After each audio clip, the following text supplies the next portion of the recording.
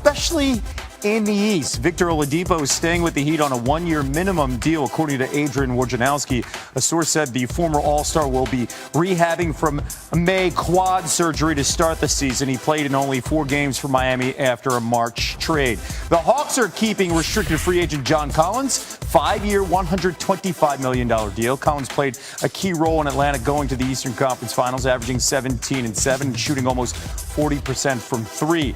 And Kemba Walker is heading home. The 4-time All-Star agreed to a buyout with the Thunder, and Woj is reporting he's planning to sign with the Knicks. He grew up in New York. The Celtics traded Walker in June, 2 years after signing him to a 4-year max contract. And then he was later, of course, shipped from the Thunder, and now he gets a new future in a place he's quite familiar, and he loves the bright lights of the Garden. In his career, Walker has averaged over 21 points per game at MSG, the 7th most since his rookie season in 2011-2012. And who could forget that game-winning step-back J for UConn against Pitt in the Big East tournament at the Garden. Yeah, the first person I thought of after the Kemba news was Stephen A. Smith, and he was on vacation. And guess what? Stephen A. Smith's joining us off of vacation. The man never stops working. So what was your initial reaction when you heard the news that Kemba is coming back to New York to play for your Knicks? Well, first things first, I'm still on vacation, at least until Friday. That's number one. But this is worth it. This is worth it, Kevin Nagandi, because the bottom line is this. Kemba Walker can ball. Make no mistake about it. The reservation about Kemba Walker, are his knees okay? Are his legs okay? We know that when healthy, this brother is good for at least 20 to 21 a night. He can hit the 3. He definitely can hit perimeter shots. He can dance on anybody. He can create his own shot. And if you watch the New York Knicks, particularly during their playoff series against the Atlanta Hawks, that's what they were devoid of. When you looked at the guys like Reggie Bullock and others, they couldn't create their own shot, okay?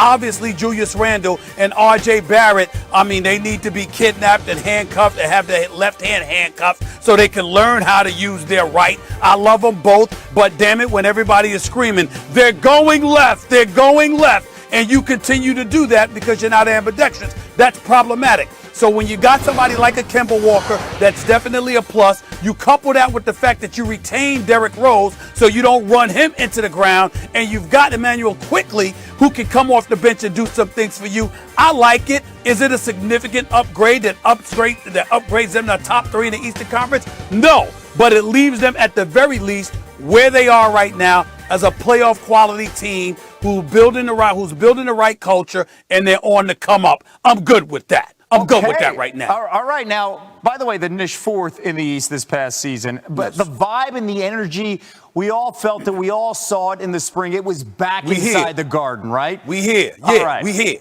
So, I remember. After all the moves so far in free agency, and I know you mentioned they're not in the top 3, but where do you put the Knicks right now in the East in this conversation?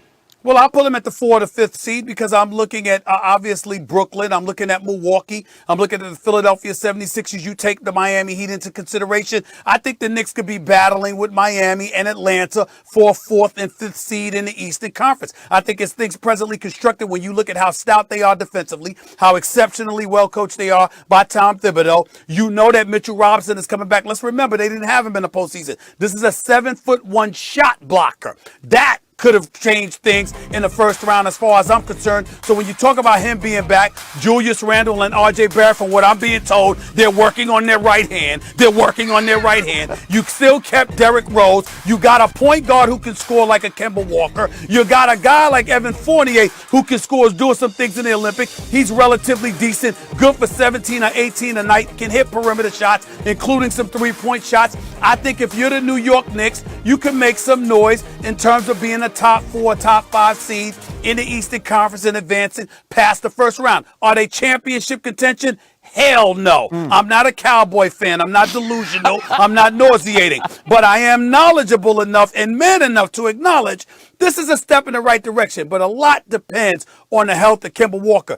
People question his health, Kevin. Yep. They have never questioned his ability to play the game of basketball as the number one option in Charlotte. He was averaging better than 25 a game. He was averaging better than 21 a game for Boston until those knees gave out. That's our concern about him, not much else. That is the big storyline in Kemba Walker's career as an NBA professional. The knees. We'll see how this plays out here. Bronx, and you have the Knicks Native New potentially advancing, after the first round, something we didn't see this spring. Okay, so before I let you go, Sure. 48 hours into free agency, who Right. do you think is the biggest winner in the NBA so far? Wow, well, you look at free agency, and listen, I love the fact that Kyle Lowry ended up in Miami, but I don't see, that making a dent in Brooklyn or Milwaukee. I just look at the Los Angeles Lakers right now. You got Russell Westbrook. You got Carmelo Anthony. I look at the Brooklyn Nets picking up Patty Mills. It's a lot of moves that I like. There's still more to be done, but in the end, what it comes down to is this. The Lakers have made a statement to us all. If LeBron James and Anthony Davis and Russell Westbrook are healthy, when you look at the Western Conference, they should come out of it because you got a guy like Carmelo who can hit shots, and you're not asking them to really, really play defense. They're going to control pace. You talk about LeBron with Melo, with AD, with Russell Westbrook. You're talking about shot makers. You're talking about stars. The lights aren't too bright for them. The Lakers are going to be the favorites in the East. We look at Milwaukee as the reigning defending champions. The pickup of Patty Mills is a very significant thing in the Eastern Conference for Brooklyn, and I think that when we look at the NBA landscape right now, we're fantasizing and salivating over the possibility that the Los Angeles Lakers would face the Brooklyn Nets in the NBA Finals. And let me tell you something. I like being here when I'm talking about the New York Knicks.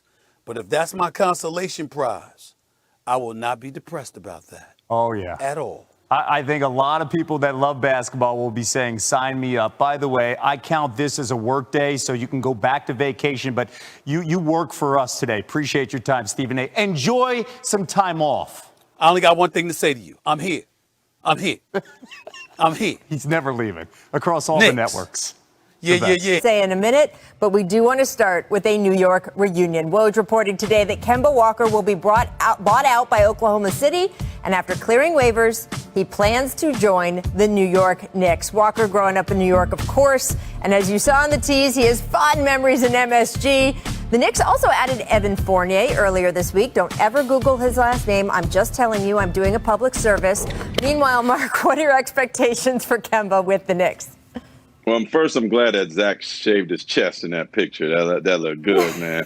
But not his face today. It's not a real picture. Well, you don't know. It could be. We have connections. Well, back in 2019, it was interesting because the Knicks put all their energy into Kevin Durant and into Kyrie Irving, and it ended up being a mistake. Meanwhile, the Boston Celtics snatched away Kemba. Kemba didn't want to go to New York alone. He actually would have liked to go there with Chris Middleton at the time, which certainly could have changed the course of the NBA at this moment if that happened. But the Knicks had a chance before. Had that done that, hey, maybe Steve Mills and David Fizdale would still have a job. But it didn't happen. The Bronx kid is back now. And I really, really like that move of him going back home, especially if he can stay healthy. How can you not love this? A New York City legend is returning to the greatest city in the world and for an arena that's going to go absolutely bonkers for him and for the team. And look, there was a lot on day one of free agency. A lot of same old Knicks. Everyone likes to make fun of the Knicks. And I said it yesterday, I'll say it again today.